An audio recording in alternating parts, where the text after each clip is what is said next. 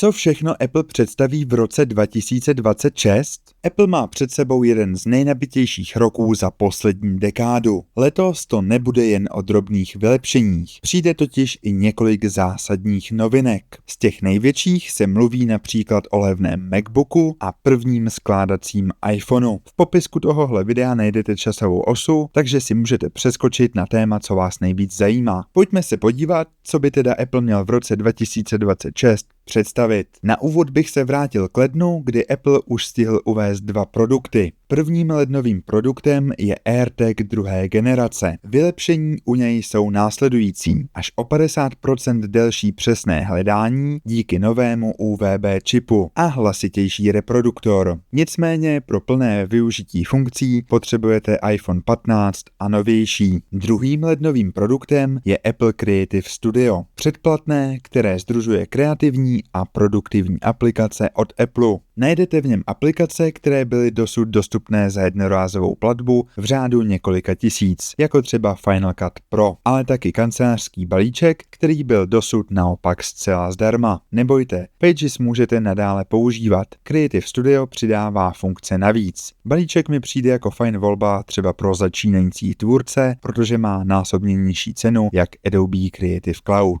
Každopádně máme tu únor a únor vypadá velmi zajímavě. Měli bychom se totiž dočkat prvního letošního iPhoneu. Apple by v únoru měl představit iPhone 17e, nástupce kontroverzního 16ečka. Na místo noče má dostat Dynamic Island, čip A19 a dokonce i MagSafe, ale pravděpodobně zůstane na 60 Hz obrazovce. Klíčová u něj bude cena.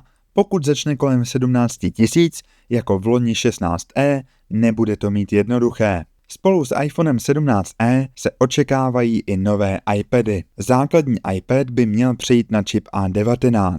Stejně tak iPad Air se má dočkat upgradeu čipu ze současného M3 patrně na M4. Naopak s upgradem iPadu mini se podle současných informací začátkem roku 2026 nepočítá. Na jaře přichází na řadu Macy. Největší novinkou by měl být levný MacBook s A-čipem. Apple podle všeho chystá model pod MacBookem Air. Podobně jako je u iPadů dnes základní řada pro běžné používání, na internet, maily a poznámky. Je to taky model hodně využívaný ve školství nebo firmách. A aby se na něm dalo dobře psát, je potřeba klávesnice. S tou od Apple se cena vyšplhá na dvojnásobek a za předpokladu, že právě tady se bude cenově pohybovat tenhle nový levnější MacBook, věřím, že to bude obrovská výhra.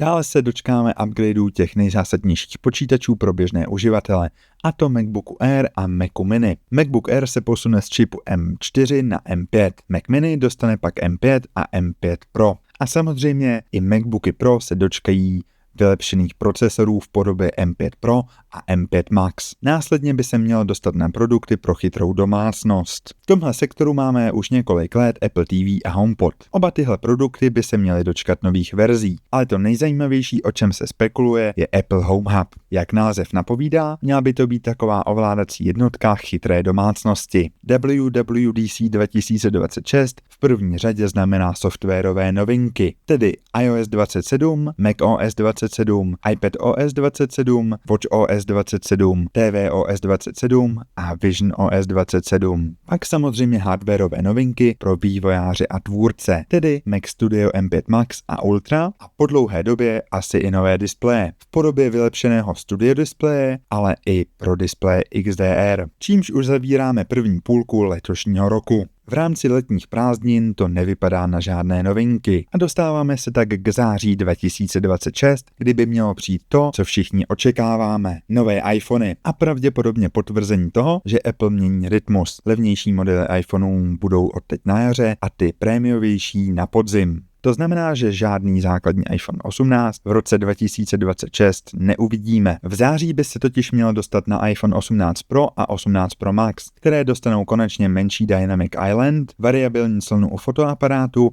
a samozřejmě výkonnější čip. Ale hlavní hvězdou podzimu bude pak první skládací mobil od Apple. Spekuluje se o názvu iPhone Fold, ale pochybuju, že by Apple zvolil stejný název, jako má Samsung. Každopádně Samsung už pro Apple chystá displeje, měl by využít stejný knížkový design, jako má Samsung Galaxy Z Fold, ale patrně bude širší. Tak uvidíme, co nabídne. Cena má být každopádně astronomická. Začínat má přes 50 000 korun českých. Trochu upozaděné v září pak budou hodinky, a to sice Watch Series 12 a Watch Ultra 4. Ani u jedné z řad se neočekávají větší změny. A nesmím zapomenout taky na AirPody.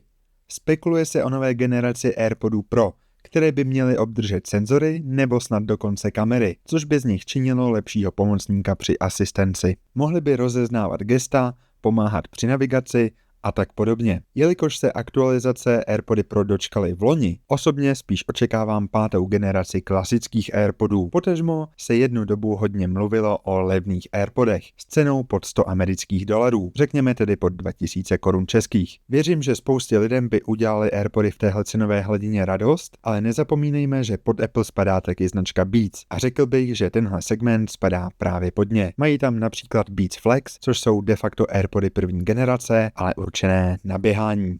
Ve chvíli, kdy jsem tohle video dostřihával, tak Apple oznámil, že 4. března chystá event. Tak si pojďme společně projít, co různé zdroje uvádí, že by tenhle event teda měl znamenat. Vychází to teda na středu 4. března a odehraje se to v New Yorku, přičemž zároveň bude ještě tisková konference v Londýně a Šanghaji. Pozvánka na event vypadá takhle. Máme tady takové 3D skleněné Apple logo a první z našich zdrojů teda spekuluje o tom, že by logo mělo naznačovat příchod low-costového MacBooku. Druhý článek, druhý zdroj tohle podporuje a taky přidává, že kromě low-costového MacBooku bychom se měli dočkat i iPadů a iPhone 17e. Třetí zdroj se domnívá, že kromě aktualizovaných MacBooků, iPadů, iPhone 17e bychom se mohli taky dočkat studio displeje, novou Apple TV a HomePod mini. Čtvrtý zdroj tyhle informace jenom podtrhuje. Tudíž jsem zvědav, co nám ve finále Apple představí. Takže rok 2026 dle úniků, které jsem shromáždil, vypadá hodně nabitě. Zaměřil jsem se opravdu na věci, které mi osobně přijdou reálné. Dejte like, pokud chcete i Apple produkty, o kterých se spekuluje, ale přijde mi nereálné, že by je Apple v roce 2026 uvedl. Díky. Budu taky rád, když se podíváte na moje další videa tady na YouTube.